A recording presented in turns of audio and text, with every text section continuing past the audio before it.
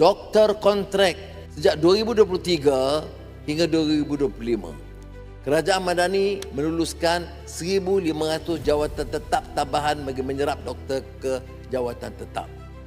Termasuk pengisian tahunan, sejumlah 12,900 doktor kontrak telah diserap ke jawatan tetap.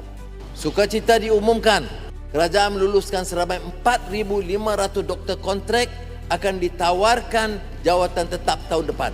830 jururawat kontrak telah ditawarkan lantikan tetap tahun ini. Tahun depan, 935 graduan Institut Latihan KKM akan ditawar ke jawatan tetap. Kadar fee perunding pengamal perubatan am tidak disemak sejak 2006.